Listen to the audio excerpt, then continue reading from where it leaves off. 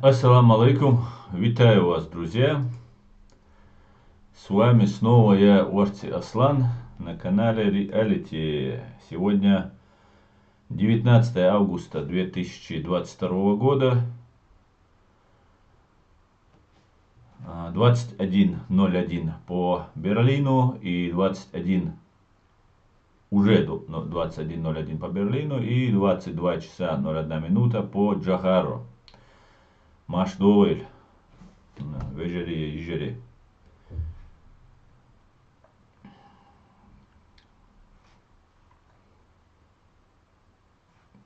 Так,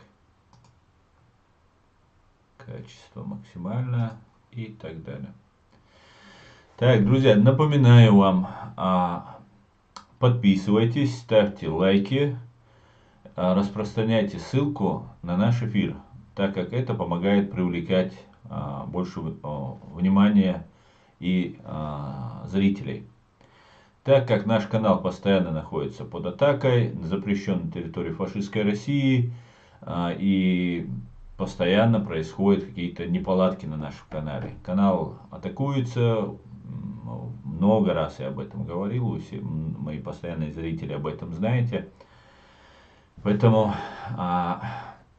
боремся как можем, что в наших силах. Поэтому помогайте и присоединяйтесь, ставьте лайки и распространяйте ссылку на наш эфир. Итак, друзья, сегодня я вас всех приветствую еще раз. Мадли, Нохчикант, Секрет Сервис, Оксана, Ноунейм, Аснабек Тутаев. Все, друзья, приветствую. Ну и перехожу тогда сразу к новостям, с которыми я бы хотел вас ознакомить. Также хочу сказать, что это мой канал, на котором я говорю только лишь свои мысли. Никто не несет за них ответственность, кроме меня. Также я не несу ответственности за то, что я сказал и меня не поняли, или где-то я оговорился, так как такое бывает у меня. Мне тут написали, что, я не помню, правда, что я так сказал, что Чеченская Республика Ичкерия вышла из состава России. Никогда такого вроде бы не говорил, но вот на прошлом стриме мне сказали пересматривать, он время не оставил, пересматривать было просто, не было времени, поэтому иногда, может быть, например, пересматривая один из своих стримов, точнее кусок, фрагмент из этого стрима, я увидел, что не на мельницу льют воду, я сказал, а на воду льют мельницу. Поэтому, извините, я могу оговориться, ошибиться и так далее, и так далее. Но хочу напомнить, переходим к нашим новостям. Сегодня нам позавчера, 16 числа, нанесены удары по Крыму. И, по всей видимости, диверсионная группа, а может быть это были хаймерсы, нанесли удар по Белгороду, по складу, где хранится русское вооружение. Так, друзья, я вам сейчас покажу работу хаймерса, потому что это видео просто великолепно.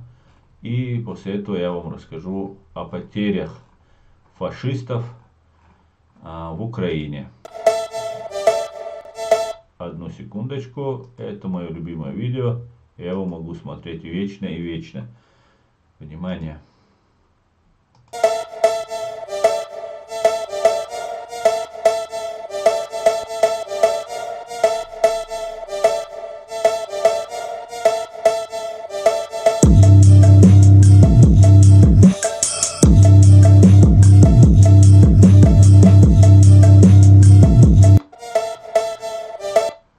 Слава Украине! Это была работа хаймерсов. И сейчас я вам покажу результат этой работы.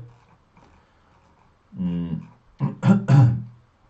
Крыму, в Бельбеке и в Белгородской области уничтожены склады русских оккупантов. Так, одну минутку.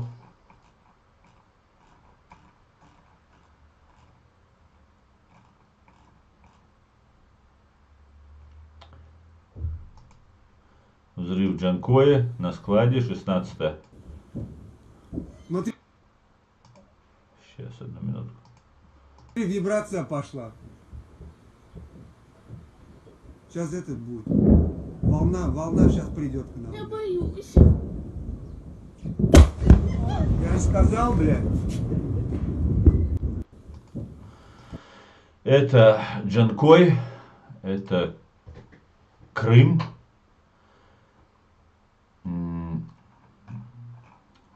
Далее. То есть, когда показываю с Фейсбука, это возвращает самый верх. Так, вот, я вам сейчас покажу Белгородскую область. Это уже пока еще Россия, но я полагаю, что это будет уже скоро не Россия.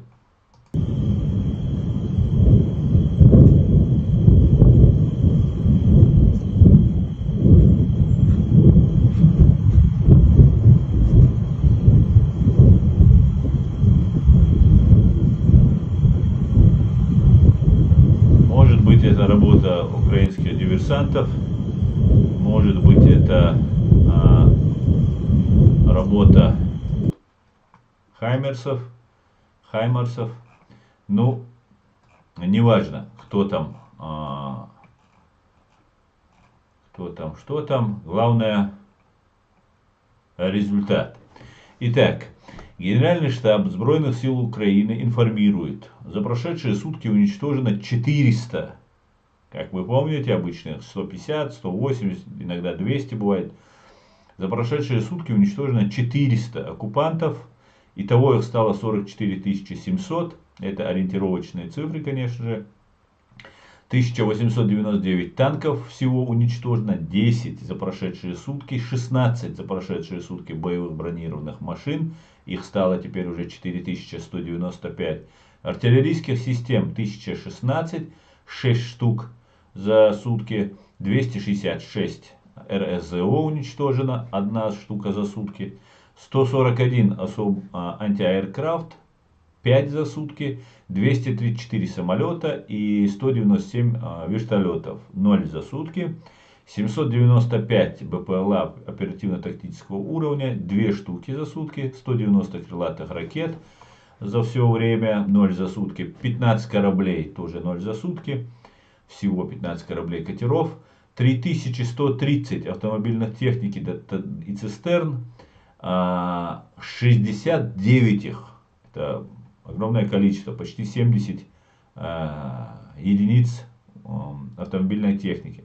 И специальная техника тоже, которую не так много уничтожают, 1 штука уничтожена, итого их стало 94. Автомобильной техники всего 3130 уничтожено, 69, как я сказал, за сутки.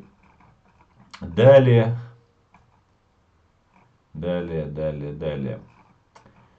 я вам хочу показать минутный ролик видео, чтобы поднять вам немножко настроение и сказать спасибо воинам Украины, которые сражаются сегодня на фронтах против абсолютного, беспримесного зла.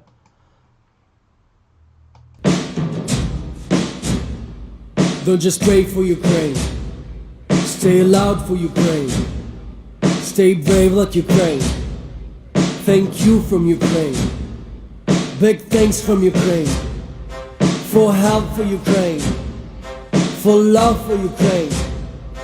For help for Ukraine. Strong thanks from Ukraine. The strong friends of Ukraine.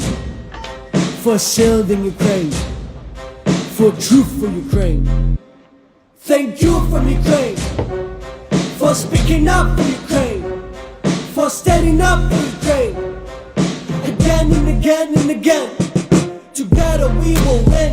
We win. Together we are bold. We bold. Your help is always changed. Strength to save the world. Thank you from Ukraine.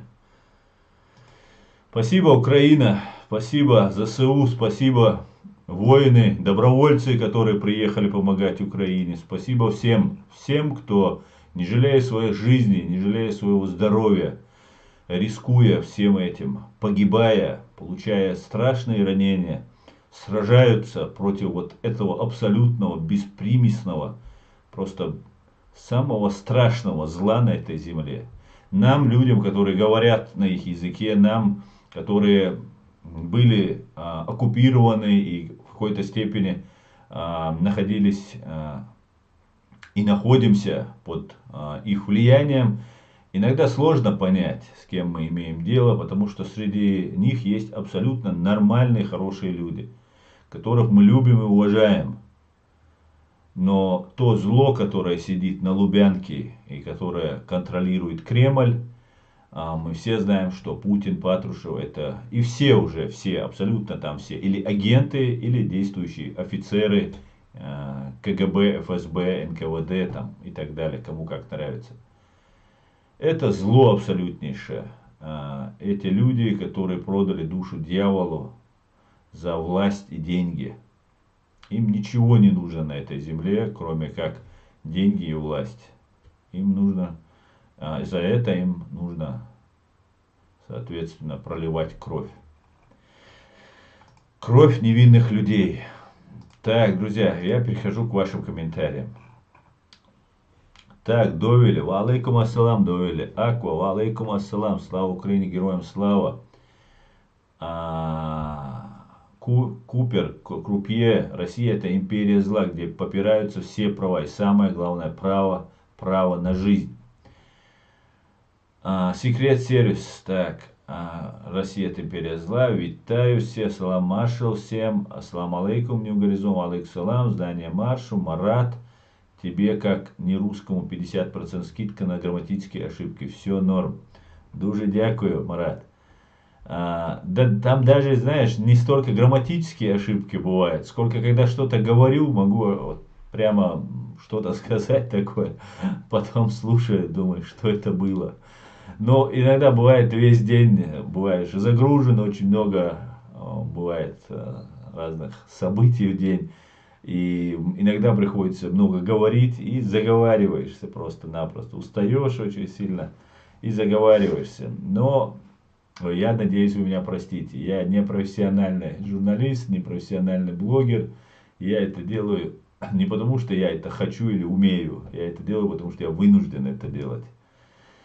Так, лайк занес. Тойзан, дуже дякую. Кто не занес лайк, всех оштрафовываем. Выписываем штраф, Тойзан. Шульдамак, Саламаша, Думасарга, ва алейкум ассалам. Left behind. Это курение, которое вредит здоровью россиян. Да, я так полагаю, оно очень сильно ему вредит. Да. Если вы помните, у меня тут и на канале я укладывал эту информацию с видео, которое демонстрируется. Это последнее видео, которое я загрузил, где Скобеева цитирует там американского представителя администрации Джо Байдена.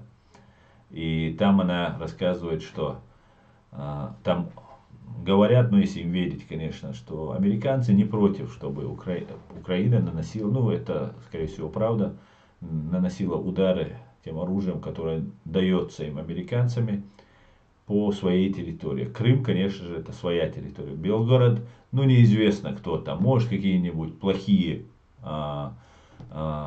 русские, да, на самом деле, знаете как, русские говорят, хорошие русские, называли себя, вот так называемая позиция, а мы должны их называть плохие русские, это хорошие люди, плохие русские. Вот может быть на этой базе был плохой русский, который захотел сделать так, чтобы эти склады, эти бомбы, которые будут сыпаться на украинцев, чтобы они не сыпались. И сам поджег или бросил сигаретку и так далее. Поэтому хороший русский это хороший человек. Плохой русский это хороший человек.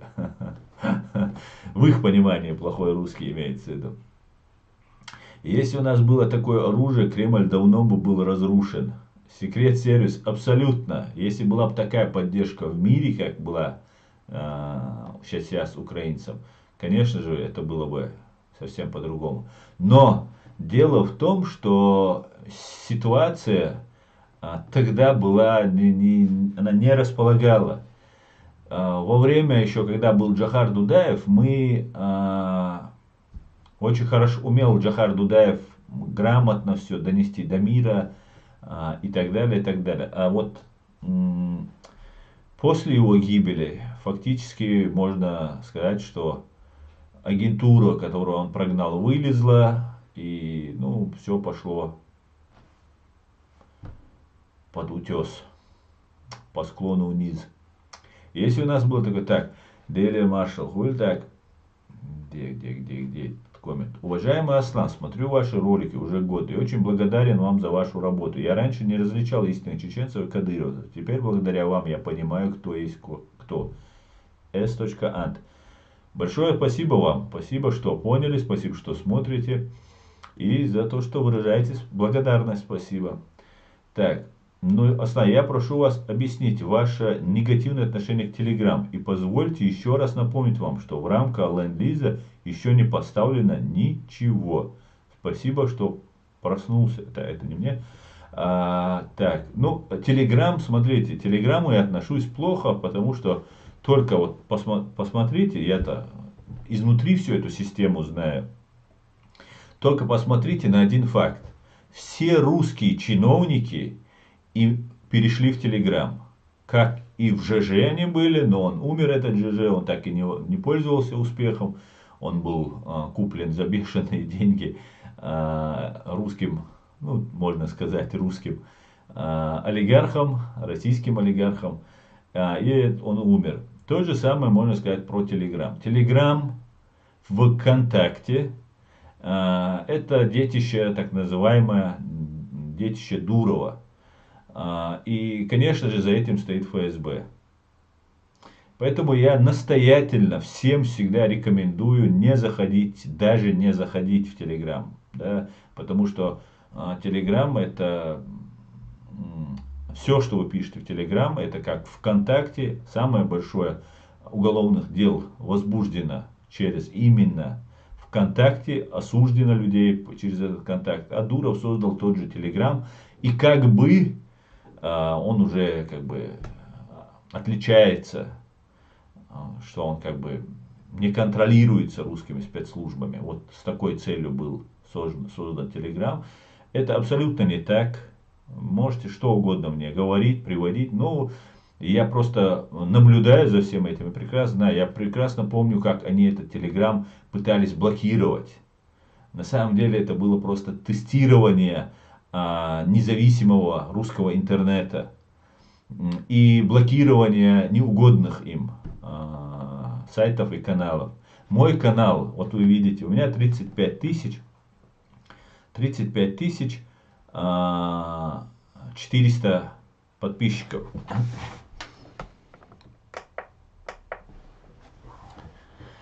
И ну, небольшой канал, скажем так. Но этот канал запрещен на территории фашистской России. Посмотрите все другие каналы.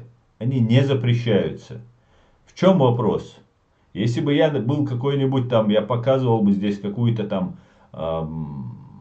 ужасную, людоедские какие-нибудь вещи я показывал бы, или еще что-либо делал, то, ну, не знаю, про наркотики говорил бы про массовые убийства и так далее. Ну, как-то можно было это объяснить.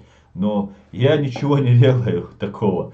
Я не проповедую здесь никакой радикализм исламский, с которым якобы они борются. Хотя на самом деле исламский радикализм это детище ФСБ и Лубянки. Я в этом нисколько не сомневаюсь.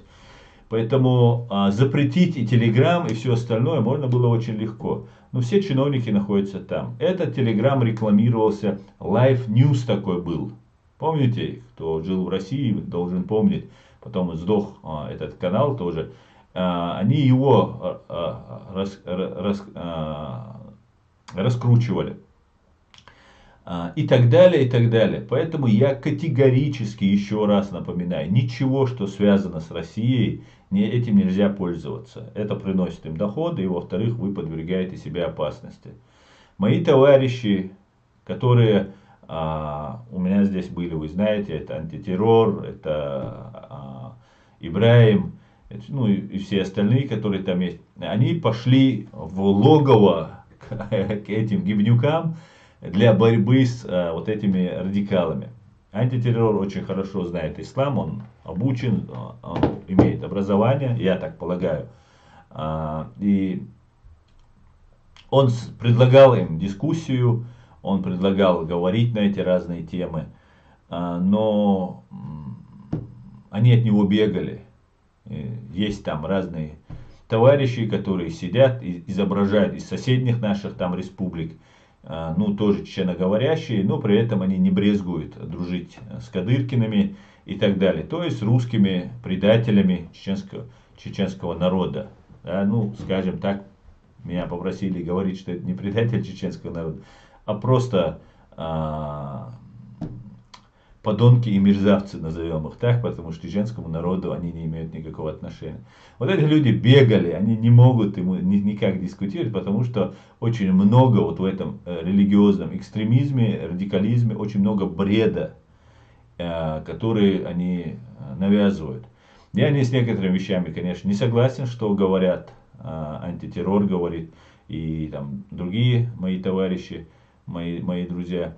Но при этом, конечно, они имеют на это право, и они пошли в это логово, и там разоблачают вот эту ГБшную ложь.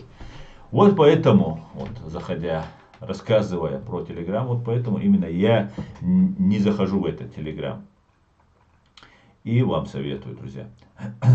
Так, в Крыму пляжный сезон. Для полного счастья фейерверки необходимы. И сами да. Да, точно.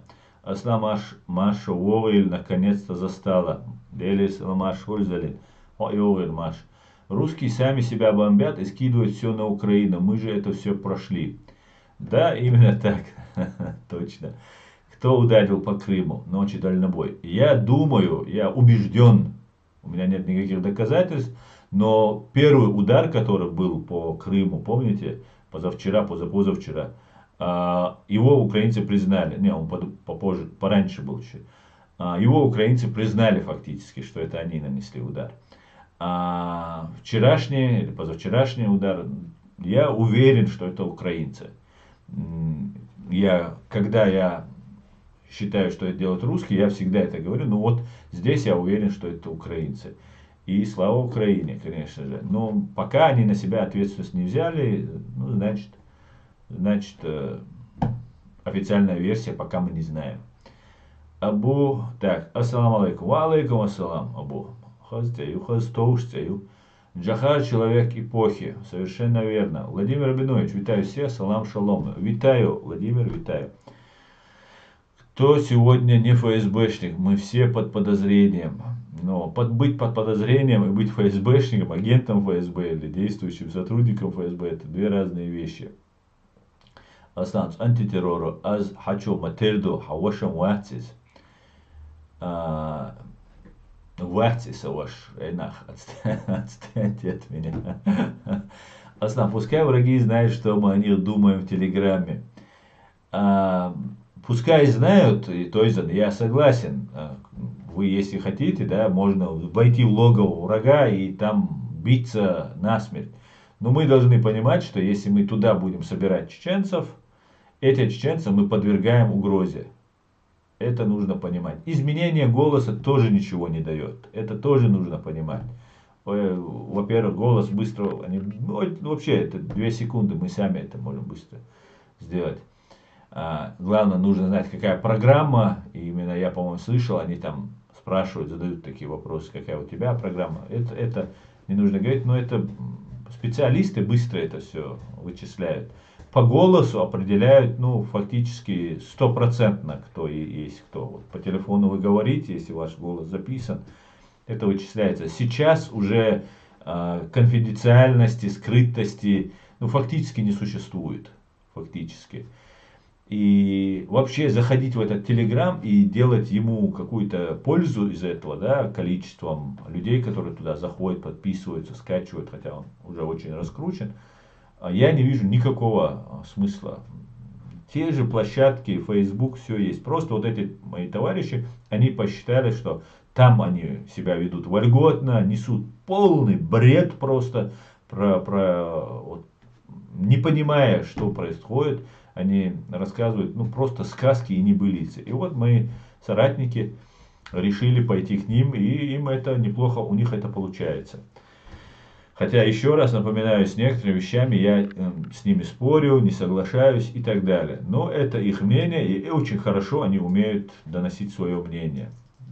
Это очень хорошо. Создают контент. У нас был постоянно разговор, что надо контент создавать, надо побольше, чтобы людей подключалось к этому. А то есть симулякры, которых запустили, и они действуют по определенной программе. Нам нужно свободным, независимым людям, чеченцам, гражданам Ичкерии, вне зависимости от национальности, конечно же, нужно правильные нарративы, нужные, полезные нашему государству, нашему народу доносить. Так, исламофоб, бомвац из милуицтиша исламофоб. Антитеррор бусалбсагу, ца исламофоб буацися об антитерроре. Сум Войшову, отличный парень, отличнейший просто. Алсан, как считаешь, я понимаю, что на него будет открыта охота, уже она, наверное, открыта, но человек готов ко всему, вышел на этот путь и будет биться. Да, мула, да, это будет массира ночью, да, Алсан, как считаешь, ноябрьские выборы в Конгресс США и последующие разборки между демократами и республиканцами скажутся на финансовой вооруженной поддержке Украины? Садулла Гихинским. Я думаю, Садулла, не скажется никак, потому что по ленд-лизу, по другим поддержкам, которые оказывается Украине, у демократов и у республиканцев, в принципе, консенсус. Они понимают, что нужно делать, и поэтому абсолютно ничего не изменится. Ничего. Вся Америка, рабочие, я разговариваю с американцами, мне говорят, рабочие говорят, у них там бензин подорожал одно время, сейчас чуть-чуть начал опять падать. Говорят, что мы, рабочие, обычные американцы, это самые главные люди в Америке. Да? Америка свободная страна, и вот этот рабочий класс, он составляет вот, движущую силу Америки, экономическую, промышленную силу. Они говорят, что без проблем, абсолютно без проблем, мы готовы терпеть ради того, чтобы Украина выстояла. Украина 100% выстоит. Абсолютно я в этом убежден. Но, да, это мое всего лишь убеждение, я не могу знать, что будет. Но я знаю, что даже если Украина не выстоит, фашистская Россия проиграет в любом случае Западу, англосаксам, Соединенным Штатам и Великобритании. И в этом я убежден еще больше в том, чем даже победит Украина. Хотя то, что победит Украина, я убежден на 99%. Мне что-то подсказало, что не надо иметь телеграм. Секрет сервис абсолютно. И если ты про антитеррор, он арабофоб. Если ты про антитеррора, то он арабофоб и против их сект, которые спонсируются арабами. Да, Ночикант абсолютно согласен, что он против сект, вот эти, которые создаются Саудовской Аравией, другими, третьими, которые дружат с русскими, там, считают геноцид чеченского народа внутренним делом России и так далее. Он, я думаю, не арабофоб, хотя иногда у него выскакивают какие-то неприятные вещи, но он против вот именно вот этих сект, которые заполонили и задурили голову многим. И причем он абсолютно легко играючи приводит факты, которые ну просто очень легко проверяются, очень железобетонные, скажем так. И опровергнуть их его оппонентам бывает невозможно. Хотя они как ужи на сковородке там пытаются что-то ему возразить. Вон Башлам историк через Инстаграм на YouTube делает. Ну, я не знаю его, правда. Сегодня освобождают Украину, завтра освободим Ичкерию. Смак-смык. Да, дай Бог. Доброго вечера, идея нации. Доброго вечера, витаю. Слава Украине. Героям слава, Майкл Барсук. Антитеррор ЧРИ, ногчи его. Да, именно так. эти арабы исковеркали религию, создали десятки сект, вопросов к ним куча, только они на эти вопросы не отвечают. Хадисы сочиняют, которые противоречат Корану. Так что есть вопрос, насколько они мусульмане.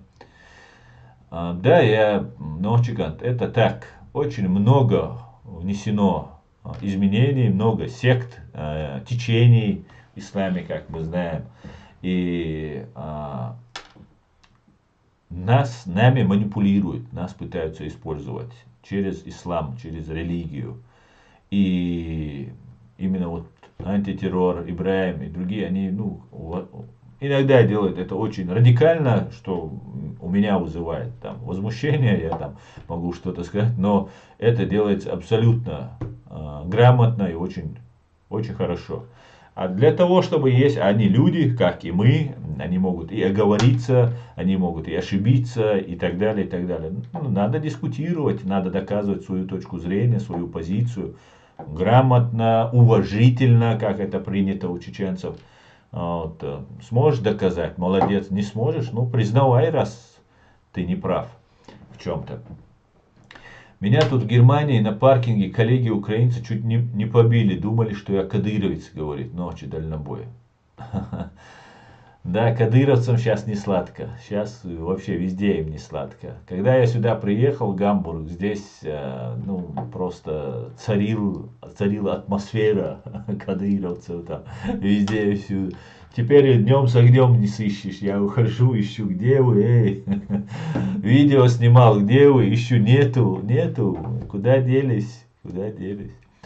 Аслан, вы меня не убедили, я согласен с вами насчет ВКонтакте, эта фирма стучит, но Телеграм еще никого не выложил, не застучал, был случай цензуры ФРГ, и это все. Но у меня не было задачи вас убеждать, моя задача сказать свое мнение, да? Я ответил просто на вас вопрос, как я вижу. Это большая тема, ее нужно, я вам могу просто десятки и сотни просто примеров привести, как они обхаживали, поднимали, раскручивали вот этот Телеграм, поднимали его на высоту, на ту, которую он сейчас там поднялся. Поэтому задачи нет. А то, что не возбуждаются дела, как это ВКонтакте, ВКонтакте тоже вначале не возбуждалось. Знаете, нужна специальная площадка, где как бы она независима, и там все можно. И вам долгое время разрешают говорить. Это такой свободный оазис. Но там сидит гибнюк, который все фиксируется. Я абсолютно убежден. Сервера Telegram находятся на Лубянке. Или контролируются Лубянкой. Образно, что на Лубянке, это может находиться где угодно, но контролируется абсолютно 100% Лубянкой.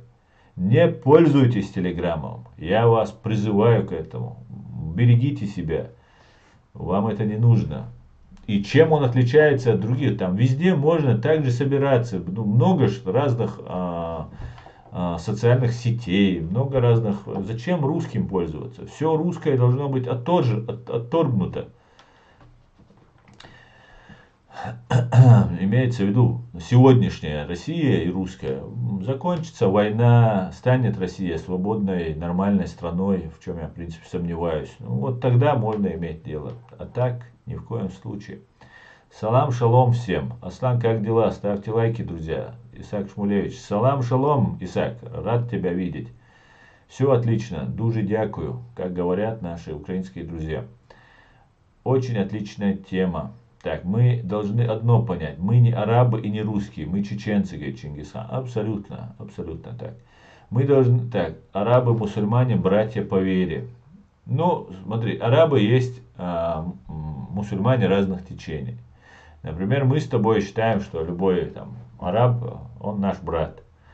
Но там есть разные течения, которые, может быть, даже не признают тебя и меня как мусульманина. Есть шииты, есть христиане, арабы, те же палестинцы есть христиане и так далее. Поэтому, да, по исламу мы считаемся, как христиане считаются братьями по вере, и мы, чеченцы, считаемся с мусульманами, так как мы мусульмане, братьями по вере. И все. Нет такого мусульманского мира. Да, в целом мусульман больше всего на земле. И так далее. И очень влиятельные, скажем так. Но арабы, они за себя. Хотя мы братья, там все такое. Арабы не сделали, палец о палец не ударили. Да, народ в какой-то степени нам помогал. Но какое влияние у арабского мира? Какая помощь Палестине оказывается? А нам не оказали ничего. Мы вот находимся на грани исчезновения. Если сейчас ситуация переломилась, и если мы правильно пойдем, мы вырулим практически из абсолютно проигрышной ситуации. У нас получится сформировать ветви власти и установить свое государство для привлечения преступников к ответственности. У нас это может получиться. Это не факт, что это получится. Мы будем делать все, что от нас зависит, чтобы это получилось. Но это не факт. Так вот, на этой грани нас бросили все. И только американцы создали Радио Свобода на чеченском языке. Да, они просто там были люди. Тот же Пол Гоббл, тот же Дэвид Саттер и другие некоторые люди, которые просто по-человечески отнеслись. Умно-мудро мы будем благодарны этой стране, этим людям непосредственно. Да, Алмула. Но факт остается фактом. Никакие арабы нам не помогли, никто нам не помог. Просто представьте картину, что могло произойти. Вот как русские террористы в лице Кадырова, Демельханова и других мерзавцев подстрекали отрезать голову кому-то. Представьте, как появились разные блогеры, которые шариат, халифат, малифат, вот это все начали рассказывать. Помните, вот все, значит, Адбарт Маршо, Тузики, Ингулбаев сейчас тоже появился, тоже. Это все и другие, остальные тоже, все их дружки, они все между собой тусуются. Им со мной язык найти трудно, потому что я независим. Как и Закаевским трудно было со мной найти язык, потому что меня нужно было завербовать, чтобы я стал их какой-то команде или меня со мной начали иметь дела. А до этого я не интересен, меня и мне это не нужно, если честно. Как только я начинаю понимать, да, я, конечно, делаю не сразу, но как только я начинаю понимать, я наблюдаю, слушаю, разговариваю, и потом я отхожу от этих людей, чтобы не запятнать себя. Независимость это самый главный мой козырь, который у меня есть. Независимость, которая никак меня не связывает с этими гибнюками. Просто представьте, что было бы. Еще бы кому-то голову отрезали бы, еще бы что-то, мы строили бы халифат и так далее. И американцы о нас слова не сказали бы. Закаев сидел и говорил, что с 2002 года принятое на Шуре, вот мы к этому, вот это есть наша конституция и так далее. Потом опять он изменил свое мнение и сказал, нет, конституция 92 года. Но сам факт, что если бы мы не противодействовали бы этому, то нас бы представляли бы исламистами. И не говорил бы о нас ни Блинкен, ни Сенат США, ни другие третьи. Нас бы забыли. Эти еще не исправились и так далее. Вот к чему нас готовили, вот к чему все подбивалось. И война в Украине, которая сейчас началась, меня, когда вот этот, не хочу его даже по имени называть, Эльдаров, когда мне предлагал работать на российскую разведку, и я его спросил, что мне нужно делать. И он мне сказал, что у тебя много друзей украинцев, и нужно вникать туда, влазить туда, и с ними вести свою эту деятельность. Им это было интересно. А вот представьте, началась война в Украине, это было 2 года назад, между прочим. Представьте, началась война в Украине, мы все здесь радикальные, все, больше никакого другого контента не существует, или если он существует, он не очень заметен, маргинализован. И нас подбивают воевать, потому что украинцы несут зло, Америка зло и так далее, и так далее. И платят еще деньги. Да? Обычно почему-то таким товарищам еще деньги нужны. Да? Недостаточно одной религии. Мы по Сирии это знаем. Да? Там показывали дворцы, которые они отняли у сирийцев. И приезжаете, здесь супер, все хорошо и так далее, и так далее.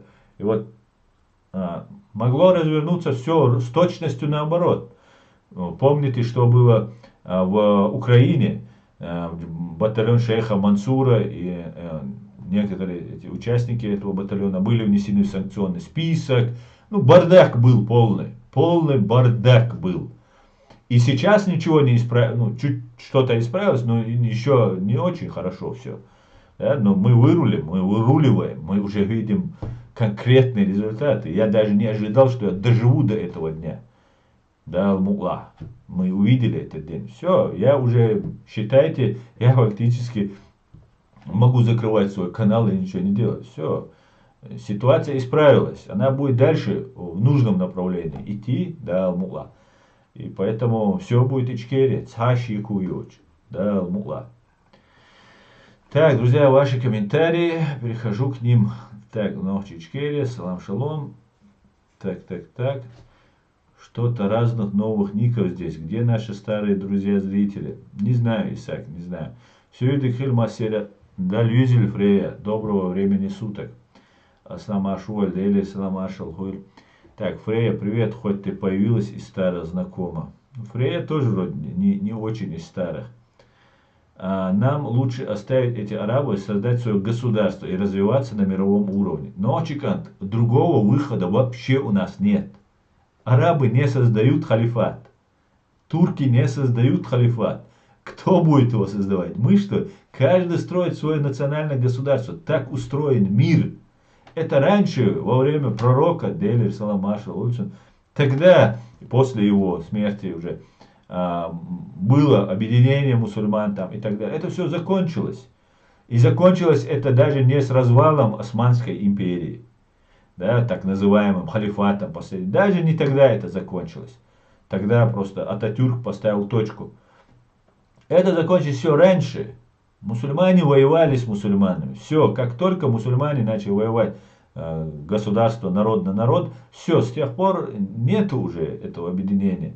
Все друг другу мутят что-то там и так далее. Борьба, национальная борьба государств идет.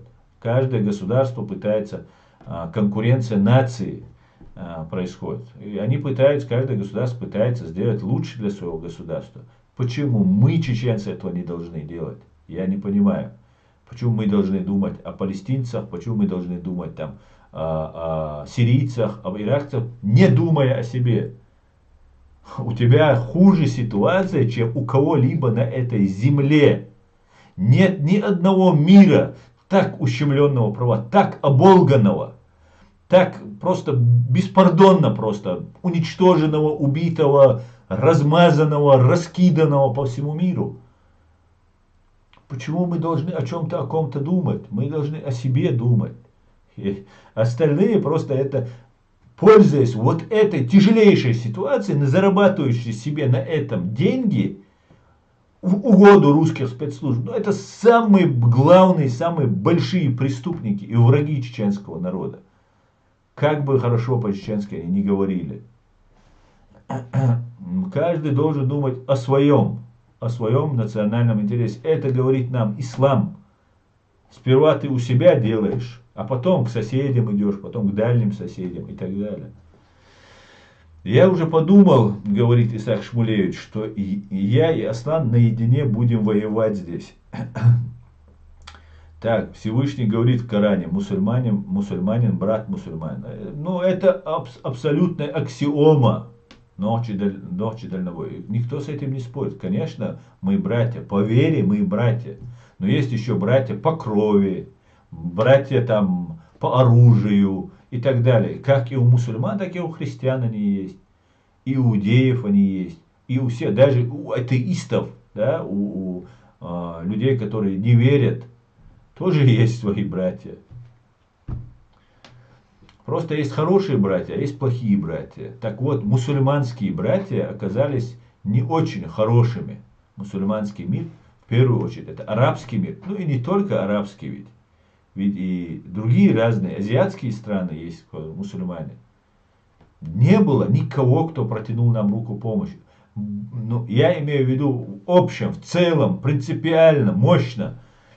Да, были потоки денежные, где-то там собирались в мечети деньги. Огромная благодарность этим людям, независимости. Араб, он не араб. Всем я благодарен. И чеченский народ благодарен, я думаю. Ну, и мы не будем сейчас рассказывать, что деньги воровались, грабились. И все, кто собирал здесь, в Европе, деньги, связаны теперь с российскими спецслужбами. То же самое касается Украины. Я замечаю здесь, и аферюги появляются, связанные с русскими спецслужбами, люди появляются. И начинается вот эта мутка, где деньги, там они, потому что им интересны деньги. Раша поменяла вектор международных отношений. Лавров решил дружить с африканскими каннибалами, когда узнал, что африканские каннибалы не едят старых лошадей. И сами, да. Ну, как говорится, рыбак рыбака видит издалека. Вот они друг другу поближе идем. Все равно, что араб или русский. Они для нас второй или третий, а мы для себя первый. Только так. Так, Исаак приветствует. Нам надо создать службу, которая выявляет военных преступников наподобие израильского Моссад. Да, Шульдамак, мы это обязательно сделаем. Мы это сделаем. Но для этого у нас нужно быть надежные люди, финансирование и, конечно, информация. Информация нужна, она есть, ее нужно еще собирать и так далее. Ну, нужна работа, надо всем работать, не просто быть зрителем, не просто там сторонним участником. Всем нужно нам работать, собирать информацию. Это мы можем делать анонимно, чтобы о нас не узнали. Делайте, собирайте, завтра все это пригодится. Это может продлиться месяцы, это может продлиться несколько лет, но это заканчивается. Все. Этому невозможно что-то противопоставить. Россия уже просто паники. Сейчас они пытаются, вот представьте, они строили империю, великую империю, где будет там цари, короли, дворяне там и так далее, отчитывающие историю от Киевской Руси. Сейчас они уже предлагают заменить Путина на какого-нибудь другого. И, скорее всего, это будет Дмитрий Патрушев, сын русского Фредди Крюгера, террориста Николая Патрушева. Вот какая ситуация. Ну что еще нам нужно? Для этого нам нужно объединиться. Никакой связи с российскими там, спецслужбами. Там брат, сват, там Кадыровец, Мудыровец, ГРУ, там третий, ФСБ. Вот это все отсекается. Вот такой костяк людей собирается. И этот костяк людей строит свое независимое свободное государство. Этот костяк формируется, он есть, он соберется, как только будет для этого удобная ситуация. Без сомнения. Без сомнения. Да, мула. Нужно работать. Мы здесь от слова название нашей спецслужбы, не знаю, как она будет называться, все преступники, которые убивали чеченцев, нанесли вред, грабили чеченцев, как Ходорковский и все остальные, будут трястись просто. Трястись. Это я вам обещаю, гарантирую, 100%. Только от названия этой спецслужбы. Это большая работа, которая настала на Вайхан Тихачешунгенти. Вайхан. Дал мула. Все равно, что араб или русский. Ребята, ассаламу алейкум от дагестанцев. Ва алейкум ассалам. Так покажи им этот аят, что тот, кто нас и других не читает братьями, только когда им паршиво, но никак не в дороге и время. Самое главное, какой бы ни был человек и какой нации должен был быть человек, и уважать традицию других стран, где он находится. Да, именно так, Майкл Барсук. Так. А в Севастополе бавовна, что-то взрывается. Аква. Слава ЗСУ, Аква. Слава ЗСУ. Занимая разделение, ведь Россия это империя. Так. А не исламский. Вольф, спасибо. А не исламской Америке у человека больше прав, чем у любой типа мусульманской стране. И все почему-то едут в Европу, а не к арабам. Россия это империя зла, где попираются все права. И самое главное право на жизнь. Да, Крупье? Совершенно верно. Все будет Ичкерия, Адам Медов. Дал мула, Адам, дал мула. Асан, ты наш секрет, дуже дякую. Ну, я не особо секретная, если даже и оружие. Так, и не такое уж и умное. Я не из старых. Я не из старых. Да, Фрея молодая. Я вам комплимент, я ж молодец, Фрея. Yok лишь мояти. Так, Россия это империя зла, слава Украине, героям слава. А как подписаться на твой ТикТок канал? Под каждым моим стримом, под каждым моим видео есть ссылка на ТикТок. Заходите в ТикТок, нажимаете на эту ссылку и подписывайтесь. Аслан Арцуев. Найдете меня легко. Там уже около 7000 у меня подписчиков, 6 с чем-то. А как так? Все, будет очки, да, Мула. Эрика Шим. Привет, Аслан. Кремль договорился с Афганистаном про поставку нефти за изюм. Супер просто. Привет, Эрика. Так, прежде всего национальные интересы. Да, Тойзан, именно так. Османская империя развалилась из-за Первой мировой войны, а не из-за Ататюрка. Но там много факторов было. Просто Ататюрк поставил точку. Россия это империя зла. Да, где попираются все права и самое главное право на жизнь. Да, Крупе. Так. Ты спамишь, Крупе. Много. Одно и то же. Может, Ахирати в последней вечной жизни у чеченцев будет лучшее положение. У нас будет в этой жизни лучшее положение. И мы сделаем это лучшее положение. Не надо ждать смерти и там ждать. Нет, мы в этой жизни будем жить хорошо и правильно. И тогда в той жизни мы будем жить, в вечной жизни будем, да, Мула, тоже хорошо. В хорошем месте окажемся. Пошли. Пип, Мавлюк Турок говорит, эти все мусульманские страны, ни одна из них не сказала за нас слова, не говоря о помощи. Да, Мавлюк, именно так. Ни у одной страны, ни у одного народа не было, нету и не будет будущего вместе с орковарварами, рашистами, террористами. Чингисхан, да, Чингисхан? Палестинцы тоже вроде бы братья-мусульмане, но почему-то к ним нет доверия. Говорит Аква. Так, Исаак Смулец. Сами мусульмане бегут из своих мусульманских стран. Абсолютно, Исаак. Абсолютно так. От своих диктаторов. Да, сейчас кто-то скажет, там война. Там, конечно, война, все бегут. Но даже не в войну бегут. Посмотрите, что делают афганцы. Посмотрите, что делают иракцы. И так далее. Бегут все. Так. От хорошей жизни не бегут. Привет, Конст. Так. Где у нас? Шейхов не согласен с властью Саудов, расстреливают без суда и следствия. Уже это показывает, кто там власть. Да, это диктаторы, которые, прикрываясь исламом, делают. Посмотрите, что сделал молодой принц Саудовской Аравии с журналистом Ашоги. Помните? В Турции, в саудовском посольстве. Человека убили, расчленили, и все нормально. Ну, какой это мусульманин, какой это правитель? Какая демократическая, европейская страна так поступила со своим оппонентом власти? Не государство, а власти. Даже оппонентов государственных, они могут преследовать его, может даже что-нибудь нехорошее спецслужбы могут сделать, потому что спецслужбы это не мать Тереза. Это очень-очень серьезный орган, который вообще не цацкается. Но в рамках закона чаще всего. Иногда, может, переходит. Не говоря про русских, я не говорю спецслужб. Это вообще, это террористы самые настоящие. Надо о себе думать, о чем мы говорим, какие там мир, какие там страны. Надо свое государство создать. Мы на грани исчезновения.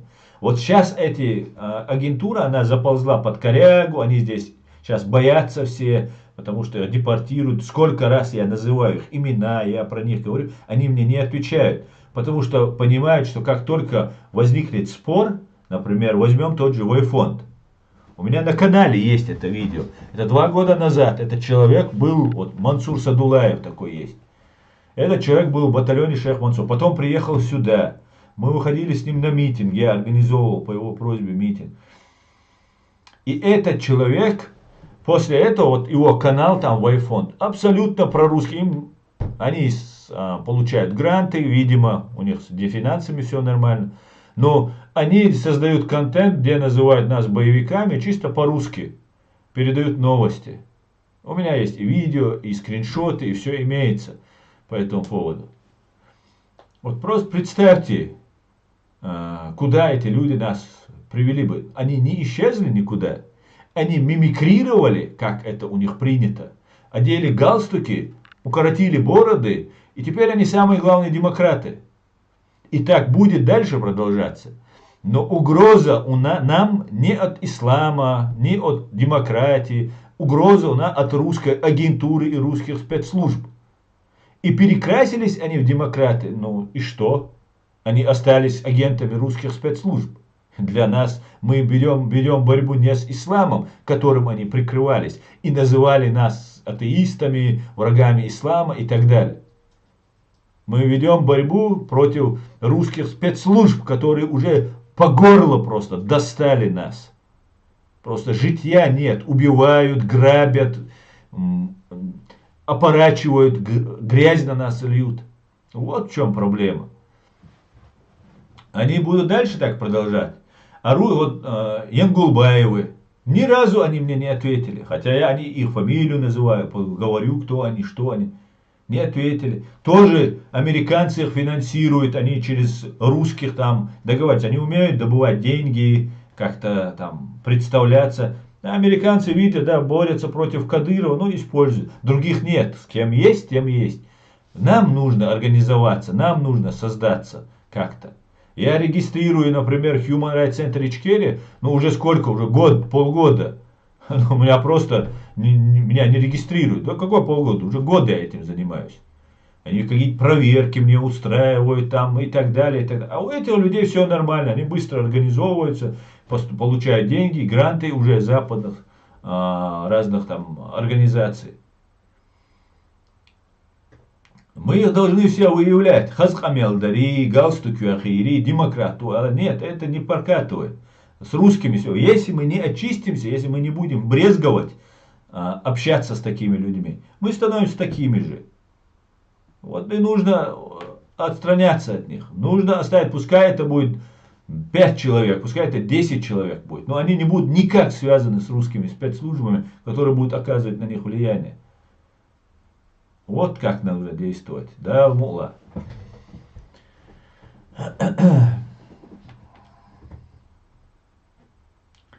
Так. Германия приняла более 10 тысяч. Германия, арабов ты имеешь в виду? Так.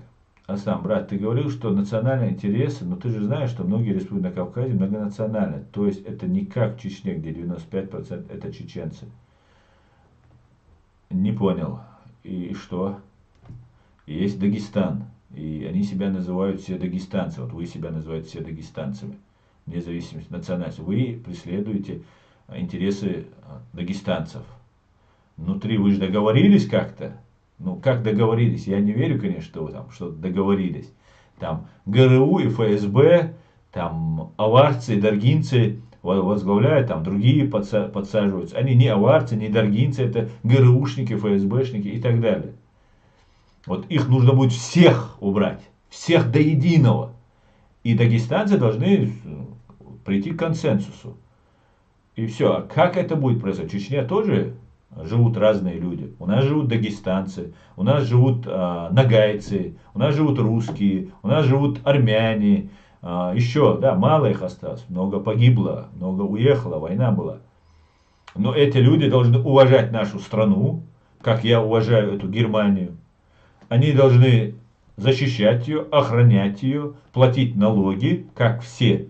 Не джизы какие-то там отдельно придуманные для отдельных категорий лиц, а как для всех.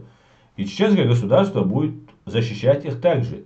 Если, например, и нету разницы, аварец или там любой другой дагестанец, который живет в Чечне. Я рассказывал случай вот в нашем населенном пункте, где откуда родом мои родители, я в Катырюрте.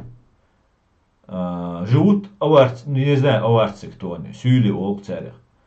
Не знаю, оларцаря, я не знаю, сюйли бу олкуш. И это не оскорбление какое-то, как нам рассказывают, чтобы стравить Дагестан. Сюли. Сюли это мы так определяем дагестанцы, как мы определяем ингушей, галга, там, русских, мюжги и так далее. Мюжги, да, это может неприятно, а так мы их гаски, верси называем. Так вот, эти дагестанцы сказали, что они чеченцы, и уехали вместе с нами на верную смерть. И гибли там с голоду, тифа, холода и так далее. У нас нет никаких проблем с этими дагестанцами. Их все уважают. И абсолютно. И замуж уходят, и женятся, и эта история, об этой истории знает, ну, сколько Катырю, 10 тысяч, 20 тысяч, не знаю, сколько, большой населенный пункт. Все знают этих людей и знают эту историю. Я ее с детства знаю, эту историю. И так далее, и так далее. Детство. 30 лет назад я ее знаю. Представьте, как больше, какой 30, 40 лет, я уже не молодой человек. Да. И это наши люди. И русские наши люди, граждане нашей Ичкерии. Да, эти совершили подвиг, который поколениям мы уже рассказываем. Поколение уже 100 лет, сколько, 70 лет прошло. 80 лет почти прошло. С того момента 78 лет, по-моему, да, получается. И мы поколение, 3 поколения, получается, мы передаем тот подвиг, который они совершили. Таких дагестанцев, много кто и не уехали, и некоторые, кто остался на наших землях, когда нас выселили, их заселили. Остались, но проявляли к нам уважение, когда мы вернулись, возвращали наше, и так далее, и так далее. Ну, разные, конечно, были. Кто не возвращал, были, и конфликты были, и так далее, и так далее. Но это не важно. Важно, что это наши люди. Это войнахи. И они живут на нашей земле. Также должно быть в Дагестане, также должно быть в других. Но для этого нужно, чтобы созрело это общество. Ингушское общество, я думаю, созрело. Но оно было вынуждено. Ну, это моя теория. Чтобы был тыл там и так далее, и так далее. Вероятно, так. Но другие я не вижу. Черкесы есть, которые, их много, они там способны. В Дагестане я не вижу. При всем желании, чтобы там кто ни говорил, но не вижу я, что и Дагестан хочет быть независимым. Есть отдельные люди, которые говорят, что мы бы хотели бы построить там халифат, там мусульманский мир, все кафиры, враги и так далее, и так далее. Но это жертвы пропаганды. Чтобы национальное дагестанское государство, я этого не вижу. Дагестанский народ находится в не лучшем положении, чем сейчас чеченский народ. Как кто-то там писал, главы вот этих всех республик, так называемых субъектов Российской Федерации, это собачки, которые сидят в будке. А Чеченской республике, оккупированной фашистской Россией, Кадырова на поводке выводит Путин. И все. Этих даже из будки не выпускают. А этого просто выводят, чтобы он там лаял на других там и так далее. Поэтому надо выходить из этой ситуации. Нужно подниматься, нужно как-то организовываться, говорить об этом. И национальные интересы преследовать. Даже вот сейчас в Чехии был вот этот там по деколонизации, там какая-то тема была, не знаю, кто-то за этим стоит, для чего это было. Там были народы, о которых я вообще никогда не слышал. Ну или там слышал краем уха где-то. Но не было дагестанского народа, представителя дагестанского народа, других, третьих там народов, которых огромное количество на Кавказе.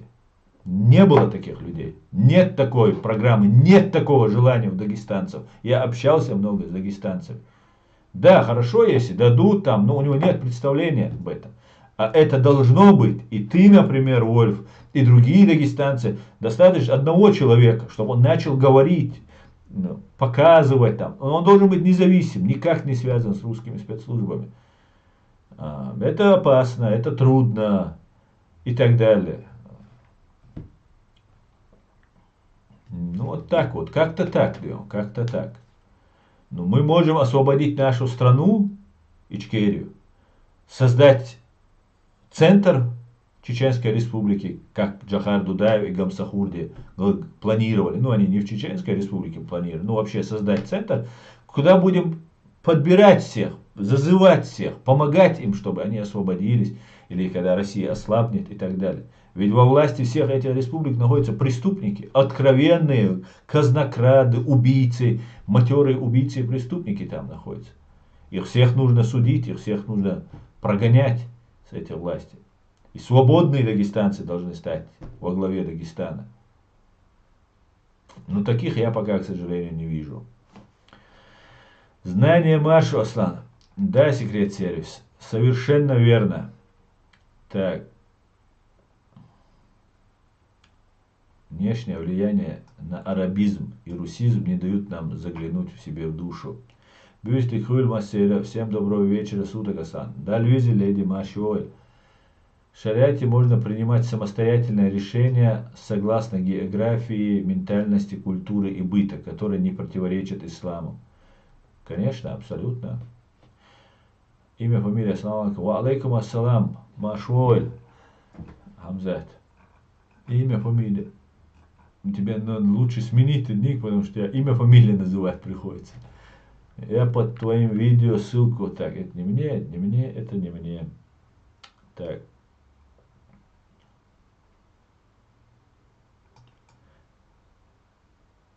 Саудовская Аравия от фамилии Аль-Сауди. Да, это их собственное государство. Так, Фрей, абсолютно верно, Аслан. Так. С тех пор, как началась война в Украине, не было такой радостной новости, как сегодня. Тарас передавал, что вечером было уничтожено 400 орков. Да, я тоже об этом только что говорил. Об этом сообщает Генеральный штаб Збройных сил Украины. Так, Ибаду. Аслан, какой закон ты хотел бы установить в Ичкерии? Что ты имеешь? Какой закон?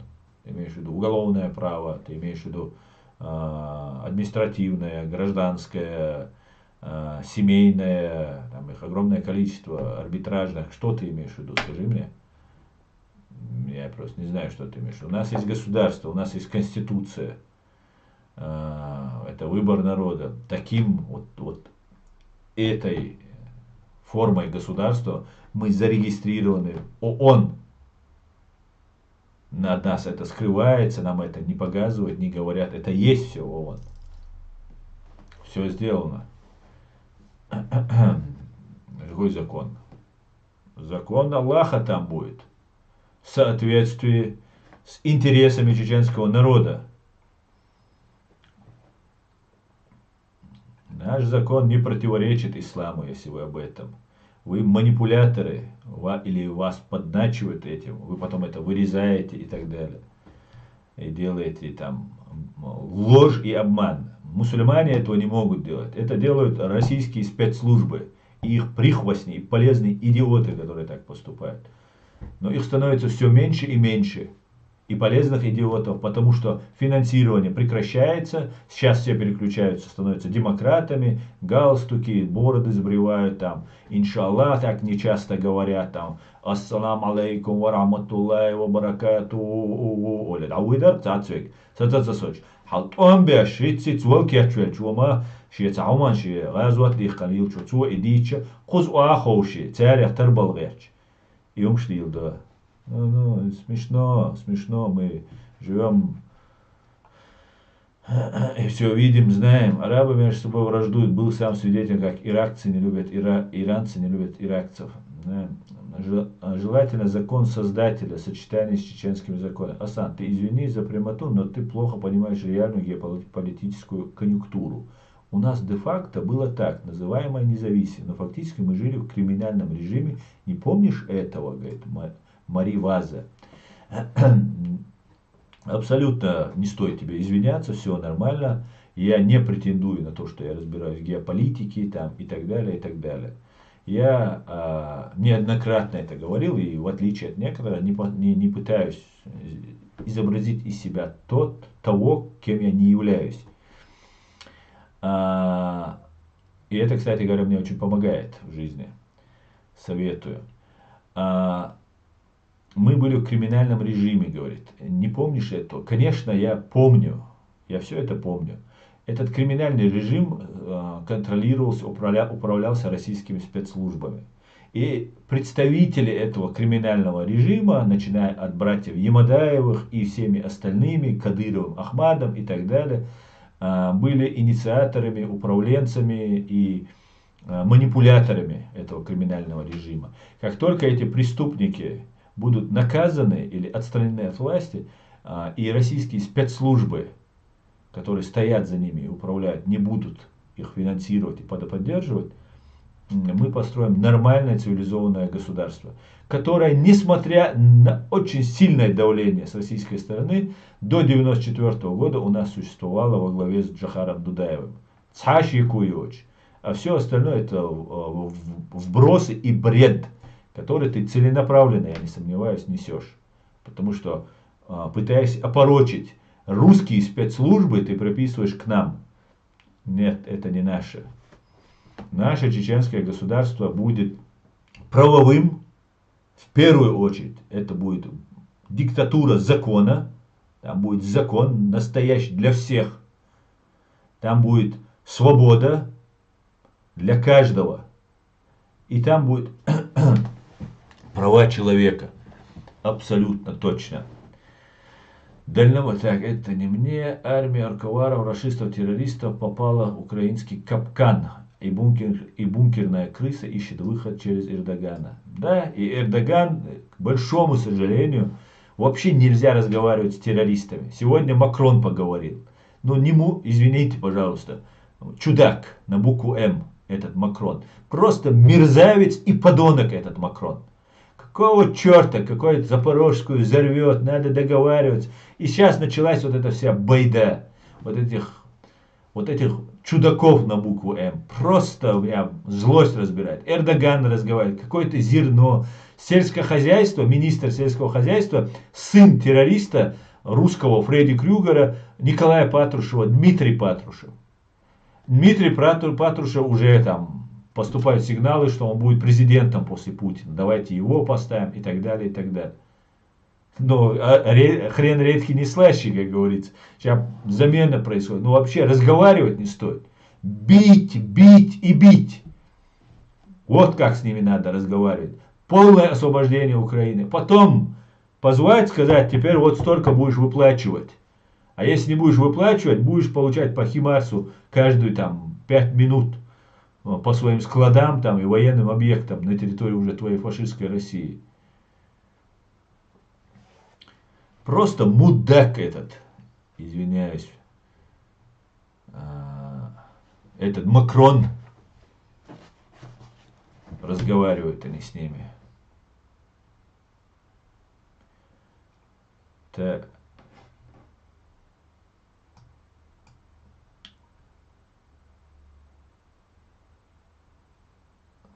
Да, леди, точно так. А теперь криминал, бандитизм и унижение на законном уровне.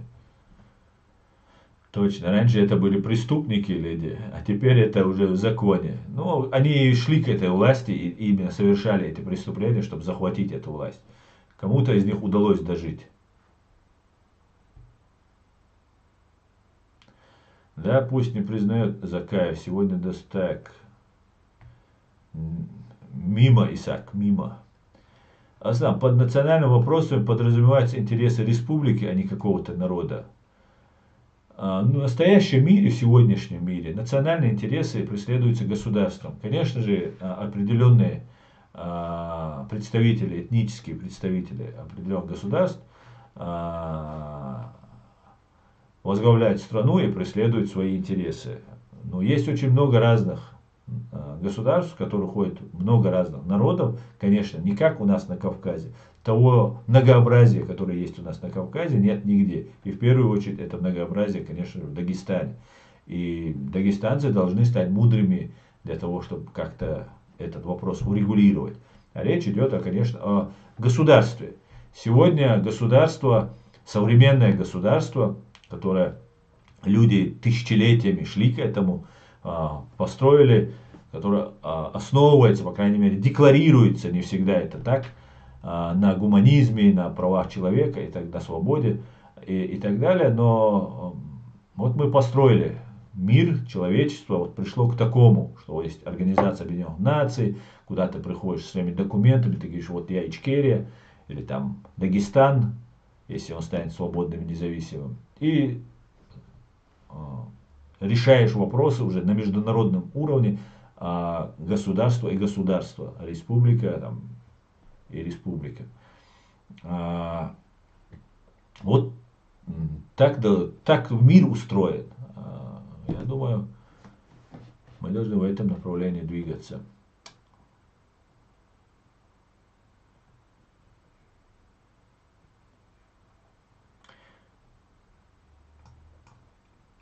Так, еще одна здесь привязка, друзья. Я очень много говорил об этом, и все равно здесь мне пишут там сторонники Закаева. Все сторонники Закаева, вы можете покинуть этот канал, и мы ничего не потеряем. Здесь нету сторонников Закаева. И, пожалуйста, не пишите мне здесь, чтобы я снова и снова это не повторял. Нету никакого Закаева. Еще раз я говорю. Моя здесь хочу, что духдалаш. Аслан, видел твоего родственника в Чечне. Он сказал, что твоих родных никто не тревожит в Чечне. Почему родственники других критиков похищают, твоих нет? Что ты сделал? Наладил контакт. Уголовка есть у тебя? Freedom Style. Freedom Style. Ты наглый лжец. И ты наглый лжец. И такой же лжец, как и ты, заходил и говорил, что я еврей по национальности, что разговаривал с моими родственниками и так далее. Вы наглые лжецы и мерзавцы, которые много лжи возводят на меня. Похищение моих родственников, пытки их и так далее. Об этом все знают. Я даже голосовое сообщение давал своего родственника в эфире послушать и так далее. Хватит лгать, мерзавцы. У вас нет никаких шансов. Вы можете что угодно делать и с моими родственниками, и с моими самыми близкими родственниками. Можете зажарить и съесть их. Но вот такие вот ваши вбросы и все остальное, ничего. Вы меня можете зажарить и съесть. Ничего у вас не получится. Ничего. Вы можете меня дискредитировать, создавать ролики, изобретать новые какие-то ролики. Еще что угодно делать. У вас ничего не получится. Со мной Аллах. Я вышел на этот путь для того, чтобы зло, которое творит вы, вот такой же, как ты, творит с таким ником, с волком ичкерийским ты поставил на этот, анонимно спрятавшись, вы ничего никак не помешаете моему делу, которое я начал. Это дело всей моей жизни, которое я никогда не оставлю, что бы вы ни делали. И ФСБ придется отвечать. И мне лично тоже. Лично мне будет ФСБ отвечать. В том числе. Да, Алмула. Если я доживу до этого дня. Не доживу, значит встречусь с Асланом Масхадовым, Джахаром Дудаевым. Да, Алмула. Те, кто хочет халифат, это враги чеченского народа, которые забыли, как братья по вере отдали нас под русский мир, чтобы у них не было проблем. Турки нам ближе, чем арабы, несмотря ни на что. Турки наши соседи, они нам ближе, базару нет, в этом ты прав. Но именно то, что они наши соседи. И все. Те, кто хочет так, да, Алшвалу Асан, ой, массу амин, Фрея, амин, массу довой дал Алш, так. Не соглашусь с тобой, Аслан. Аллах всегда были вассалами России, большинство хотят жить по-русскими.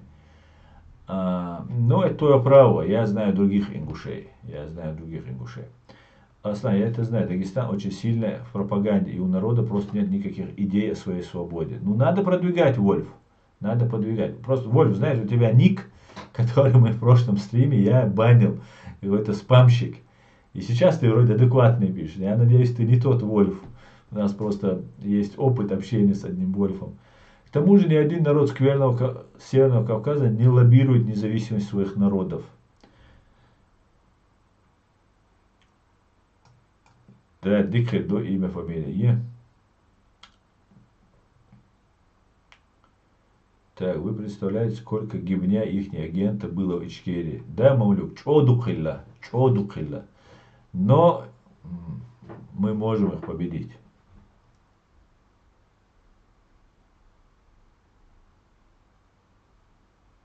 Так, за оскорбление моих подписчиков Мариваза получает бан.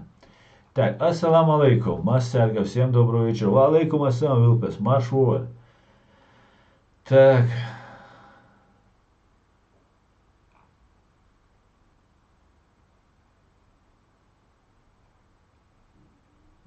Так. Так. Лишь бы после проигрыша арабские не осталось прежней границы, чтобы не терроризировал захваченные народы и дальше. Клево. Это от нас зависит. Они борются. Вот вся агентура, которая здесь, в Европе, в интернете, на украинских всех каналах, Гудкова сына, Гудкова отца, там, я не знаю, тоже собачку Гудкова будут украинцы каждый день показывать. Я не знаю, для чего они это делают. Просто как будто больше других комментаторов нет. Какие-то Фейкины, Гудковы, Ходоры, Модоры. Жданов начал ходить постоянно к этому Фейкину, там, другой. Я просто удивляюсь. Ребят, вы что делаете? Вы что делаете просто? Черт побери, хочется крикнуть. Вас убивают каждый день. Что вы творите? Это те же люди, это из той же генерала ФСБ. На одном канале он генерал ФСБ, на другом канале он полковник ФСБ или подполковник. Сам не знает, какое звание. По легенде запутался. Мы должны тоже. Освобождение Украины — это не автоматическое освобождение Кавказа или Чеченской Республики Ичкерия. Это тоже нужно понимать. Да, это большой шанс, который нужно использовать. И нужно поработать, потрудиться и много чего сделать для этого.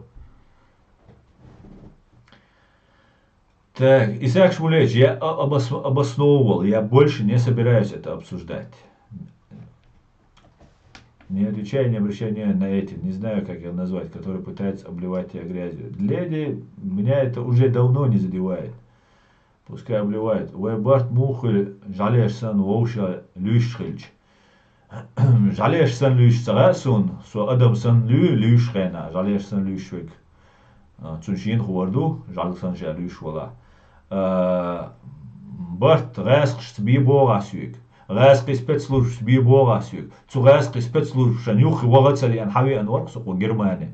А санюхи витервацк, сэн хахуш, сэниц коч. Санюхи рэскш связанный. Рэскш болбеш полчнается. Витиш суэнах. Шайн лэй. Рэскш сахир, шайн луахир роптал дизер. Тут ночи оман зида. Ночи оман хала. Роптал дизер. Но со матиатиш танамете. Со бэтса цаница бэрт. Рэскш цаница бэрт. Бэтс. Рэски гуанда болчерца бэтса бэрт. Рэскш шан ты боло бисайк бэш. Кихуда дисун. Киху китам хил бис. Вообще всегда удия болас. Со цаница бэрт багэш. Со рэскш шан дуал эрвал волшу. Леве юхи хит. Тцаляиш эш бие. Но совитиш. Рэскш шан ты бол цабинир ал. Со шан дуал вал шхена. Софа избэшнику, соуни один мех на алкайкда. Эт Берлине ашушун, со мех на алкайкда герч. Аз нохчи байнир, аз эзершка нохчи нах байнир. Я со нохчи кома зиди ашвар, со мех на алкайкда. Мех на алтакайкирду, аз шун. И камилш дешбол. Со адвитлаш, со ватшун, со гасшаню нохчал дючи, гилк дючи, Arch duchi, kirmas duchi, so raskschen juchi wigwerch, duk ahegan, wiger wat, so dunian chamelu, del mukla. Бех мобилас ишт элер, просто сунар, координат, амил, шдет, ю, ни, моле, раскш. Адахка диче, витсо, адвит, шайук ди, раскш шудуй, все, шудель дуксун, раскш шмелвек, велуксун, вацкисун.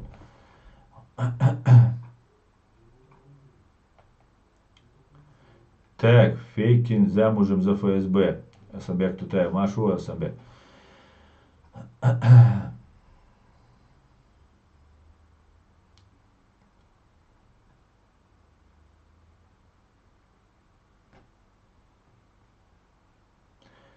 Так. Из врага можно сделать друга, а из друга можно сделать врага. Мария Вази, выскажи, пожалуйста, свое мнение, мы тебя слушаем. Но Мария Вази уже не выскажет, я ее заблокировал. Из врага можно сделать друга, бесспорно. А вот из предателя никогда уже не сделаешь. Раз кшцани вэлла гуи, раз кшцваль ночек оман духал бол бяшве гуи, цуна цэ вайна васхырвацк. أقول خلك أسعالتا كي نشتا بيت دوما دوش تعما دوش تسوق بانشي أيدل بوش أشليش بيش تان شين وأردو ولا из преступления царящие. Amma вайцахиль, айдаль юка хилли, представить, что югас кшца валила, один раз предал, 1,100,000 раз предаст. Он умер ли он? Так. Надеюсь, ты понимаешь, что говорит Астан. Так. Дейр вид кучок кочам бэх канеш. Дейр бэх кан васан бэх. Хамзат. Так, друзья, наш стрим подходит к концу. Так, у меня глаза нет, что демократия, поэтому мы должны высказать критику, наш адрес, ну здоровую критику. Так, друзья, я думаю, можно уже заканчивать свой стрим. Потому что уже 1,5 часа в эфире идем. Еще раз напоминаю, что в районе военного аэропорта Бельбек средствами противовоздушной обороны по предварительным данным местных властей был сбит беспилотный летательный аппарат, сообщает телеграм-канал губернатора Севастополя Михаил Развожаев. По его словам, кстати говоря, Севастополь, русский город, там телеграм-канал, это возвращаемся к телеграмму. По его словам, повреждений пострадавших нет. Укропаблик уже вижу, что начали разгонять заготовки своей успешной атаки. Прошу сохранять всех спокойствие и получать информацию из проверенных источников. Соврал Развожаев. В Белгородской области, в районе села Тутимоново, Улуйского городского округа, загорелся склад боеприпасов. На месте пожара работают оперативные службы. Жителей Тимонова в селе Солоти вывозят на безопасное расстояние. И так далее. Погибших нет, причина пожара неизвестна. Шиндрович Мухьетон. Шиндрович хороший русский боши. Гуй Каспаров Сярави Критсон. Цуцаеван Гухума Царла, но Цая Гухума Вайн Гудков Царла шуд. Цаяте Багарта Водаль. Вот Эла Цауш Вай Халак Бин Буш. Сундера ну, дело можно иметь, Эдукас Шиндровичем, но тише тешдац, цаюхивит мегадац, дола душ. Саудиты убили благородных ханифов, а некоторые в тюрьмах, говорит Асабек Тутаев. Даг чу ца даг вельч, даг дель, даг чу ца да вельч, да делла. Валлахи, сайум цахалит магерч магульсо, сайн оскорбление, иня, сайн цагубал биня, валлахи герт. Айс дештега, айс дечун зима хилар, сайум халгатета, сайн цавас хилла, сайн цаюазлу хилла, цаум хилч. Валлахи цахалит, цузакая витсон, валла вообще лаатала, виша ват вообще. Ша. Хитсалс маар ат ичани, валуй. Вас шмаина, пренебрежение шмаин, целая шершмалилина, ашаш поддерживать берсу, топи, и цахума тергал мацадина, валлахи цадинак, специально ху адаласу за ук даурман дух пасаль, и бог Аллах независимый сагумач, а свет сагмашан чухиан, расшан ты бобаш, киудадис. И то я это сделал не сразу, проверял, слушал, подсматривал там, добывал информацию, в конце концов, все, и дадельду, раскшц, и уцабо, что лично раский агент, но цун контакт жуяха, сон раский агентшц, цун гуандабеш буяха, сон сю раскшн, ты боби аллагаха, сон, раскшн, сю прямо, цаэлла хуйбар, цаэлла, решать, юбикш меня, эла сюга, запись юашен, сана остушек. Запись ладуйтан хиллацу цек. Таджимал. Асмадуйт ла, танин магазит ла. So таджим ладуйтан. So записи ашия итанил.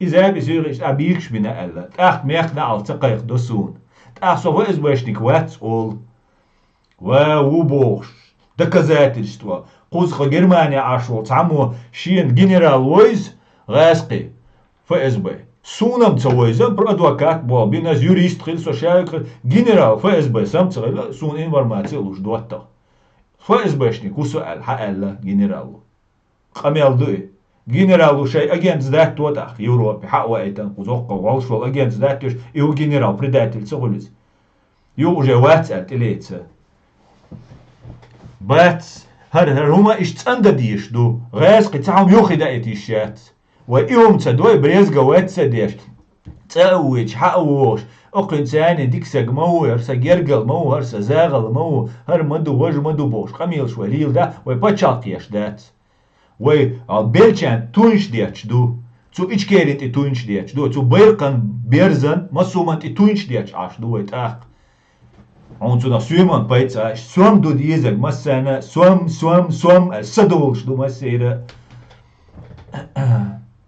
Бех мобильлаш просто са таван. Что са дицерх. Идол. Тут нужно и бесполезно по так. Freedom Style. Пошел ты знаешь куда? Со опасное вала, хаули, со сацвинтах. هو بيرش ولا هو ملو آله سو أباسني وسو تنوش قوما زيني عو آله سو ستسوين هو بيرش ولا واتع بل تاتsa ديش قلتشور دعوال سون سن ماشو هون سن ماشو يسون يزر متساتوئي دتساديز دير ديز رمزان سوي قلتشوع كومنتاري استيازيش ديز دير سو سايك دلوشتك ديش عول شو ديتاق دير ديزي وإدي بوش عشوب سو مسرق قيق مش بيش ويا ناخ وي أنا بيردا ديك شدوي ما ديجي توي بيردا бош ол шуксо дердис критика это очень важно так как критик указывает на ошибки и недостатки абсолютно согласен Чингисхан Мансур Садулаев это гибня говорит Асланбек Тутаев критика это очень так про него все сказал Сотник Севастополь не русский город это город крымских татар его имя Акьяр клево абсолютно с тобой согласен, это я просто в кавычках имел в виду, когда я говорил. Шиндерович наивничек, во что я понял, слушая его. Ну, Вильпас не совсем наивный, может быть, это такое амплуа. Независимая республика Ичкерия, говорит, мисс Россия. Мисс Россия, дуже дякую. Шиндерович зарабатывает деньги. Да, зарабатывает деньги. Шиндерович, рашисты говорят, что Крым русский, но даже названием некоторых старый Сталин не смог переименовать. Понятно, что это не рашистская территория, а оккупированная рашистами. Да. Чеченцы молодцы, свой родной мове не забыли на чужбине, как многие нации, как, например, казахи. Да, но у нас чеченский язык занесен в список исчезающих языков.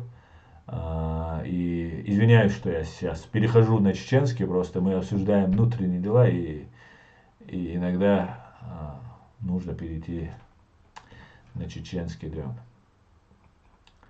Русским хотя бы надо иметь русскую республику для начала. Так, не стоасан. Рашист везде, где долетели его экскременты. Считаю, что это земля, но скоро их вообще не будет. Вымрут, как динозавры. شو بلوجر شا تيشم عبات حوارم زن ملو تسو شو بيان شو قميلش ديش سو провоцирует веш ашул حوابات تيشم بلوجر شم از بوتسش دقيق بناون уже تيشم بوتسش داخ يتس عبرات بو دريت كرو دا يتس دي روسم شون مادي ديزا